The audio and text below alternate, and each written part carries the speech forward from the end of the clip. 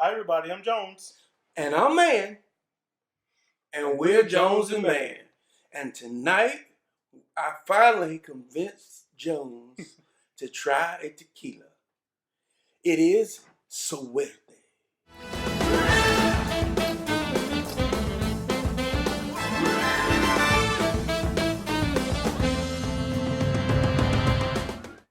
All right, Jones. This is Suerte Anejo, and 100% agave. I believe Oh, here we go. that this is the tequila I had one night. I don't know if it was a Repo or an Anejo. I know it was aged. I feel like this might have been it because I remember saying, "Oh, it's kind of light colored." But I bought this bottle a while back, and we just haven't. You've been avoiding it, Yeah. and its feelings are hurt. There's a bunny on the outside that's just disappointed. But I think the bunny is coming around now because we're going to try it. I also will add the caveat that this is 50 milliliter, which is a fifth. I always buy fifths whenever I can. A 40% alcohol by volume, made in Mexico. Have no clue what the price is right now because it was last year, but I will add it at the bottom. I'll go back and look through my receipts and kind of tell you. So I know you kind of took a look at it. What do you think? Based on the reviews, I see a lot of good reviews. Okay. One of the things I did like about it was that it is aged 2 years in single pass Jack Daniels barrels. Sorry. Okay. So it might give a little bit more characteristic. I don't know.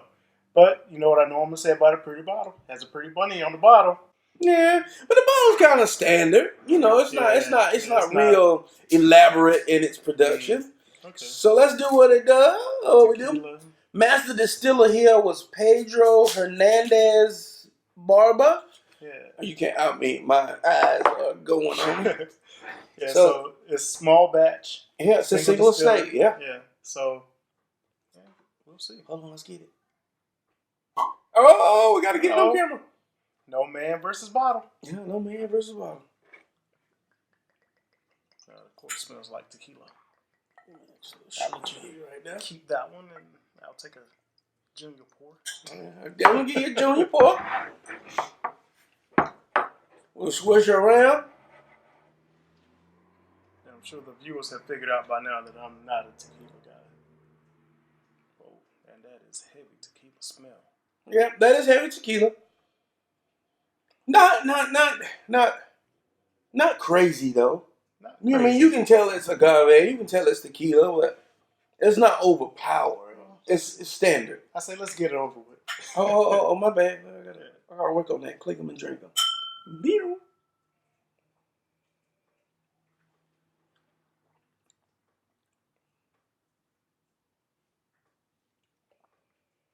I'll hold mine to you. Put it on the lights.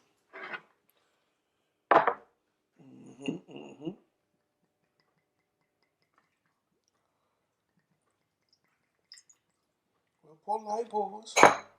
Please. We have been going at it tonight, so it's always good to just do a lot lightly, and that way you can do more. Yeah, true. I did regular ice cubes versus the rocks, because tequila is not necessarily. I mean, I guess you could with the right sipping tequila. Yeah. Click them a drink.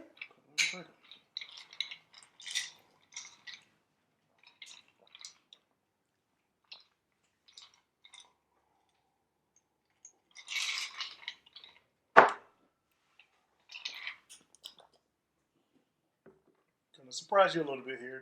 Don't be afraid. I'm not. I just need a heavier taste on the rocks here. By all means, I'll even join you in that. But I can tell you that neat, I'm not impressed with it at all. Okay. Not impressed at all. But on the rocks, I don't think I had enough initially to kind of give it fair justice.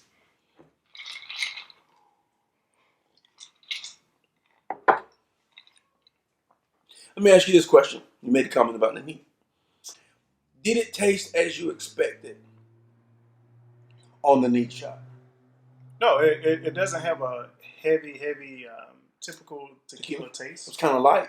Kind of light. It was a little smoky, kind of through there. Yeah, kind of smoky. And it had a little heat, which is, to me, not really super traditional with tequila.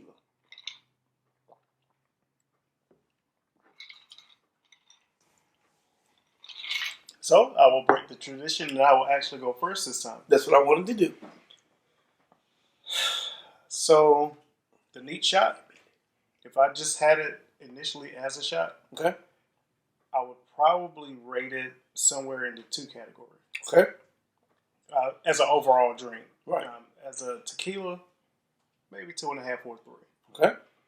When you put it on the rocks and it gets more of the flavors, I actually, believe it or not, got kind of a chocolate taste to it. Okay. And it took some of the typical tequila taste away. Yeah. So overall, even as a tequila, I would still give it a 3. Okay. So it's not horrible. Okay. Unfortunately, I think, it might be kind of pricey. I want to say 40 to 60. Well, 40 to 60. 40 to 60. I don't, because I remember it, because I've seen it a couple times and I didn't buy it the first time I saw it. So I think it was above 40, but not 60. I think as an añejo, I would possibly buy this, but it wouldn't be something that I would like buy and want everybody to taste. Yeah. Because it just doesn't impress me enough to say, hey, go buy a bottle and have it as something for an experience for everybody else. So like I said, overall, I would give it a 3. Just not overly impressed by it. Okay. Well, this is the tequila I had that night, and I found it to be quite enjoyable as a añejo or añejo tequila. It's not as dark as I'm used to at 24 months of aging, Yeah. but to me, it moves from initial distillation of tequila to something a little more creamier, a little more flavorful. Yeah. I'm going to give it a 4 of rips. Yeah. My 5, when you start talking about aged tequila, is going to be your Don Julio 1940. Is it 1948? 1972? 14, I don't know, 1470. We've had too many drinks. 1940. I can't. 1492. 14. No, that was Columbus and the Ocean Blue. Yeah, 19. Well, anyway, the 1718. The long tall bottle of Don Julio, which for some reason I cannot think. Those are the things that I'm like, that's real tequila. That's really good. This is, to me, pretty awesome in the tequila world. And the fact that you're not about, this says a lot beyond it. And I think that if we look back and we say, okay, well, let's talk about the tequilas that you like. Let's talk about Dobel. Dobel is a repo, and that's $50. Yeah. This is an añejo, which is I'm gonna go middle of the road. Let's say $50. Yeah. I think that Dobel has a more smokier flavor to it, which appeals to your whiskey side. But if you didn't have Dobel, I think that this would probably be your next choice. This would be my first añejo choice. Yeah. Okay. Well then, yeah. But like I said, once I put it on the rocks, it got. And maybe it's just me being weird, but I swear I get a chocolate taste off of it. I don't think I necessarily got. Let's do it again. Chocolate, but we got messy. Like a dark chocolate, kind of bitter taste to it, where it's not. It's something weird about it. Yeah, like, a little undertone of chocolate. Yeah. Almost kind of a little fruity. Yeah. Not berries but not berries, but maybe more dates, kind of. Yeah. But yeah, I mean, I really like that, and I give them 2 thumbs up. It makes me want to try the Repo and the Blanco to see if because You know, if you get to this point and you got good juice, you got to start with good juice. That's right. And if the Blanco is, you know, $20 and it's that good, then you really got something. Yeah. But now I really want to know the price, because let's say if this is $40. Well, even at 40, that's like you said, that it's pricey. Yeah. You know, for me, tequila in itself, I feel like is slightly overpriced because I'm not a big fan of tequila. Right. Whereas I will probably easily pay $80 for a bourbon or whiskey. True. You know, for tequila, you've got to be like impressive. Firing on all cylinders. Yeah, firing on all cylinders for me to want to pay at least $30 for it. So true. And you really, to get into an aged tequila world, you're going to be hard pressed to get something under 30.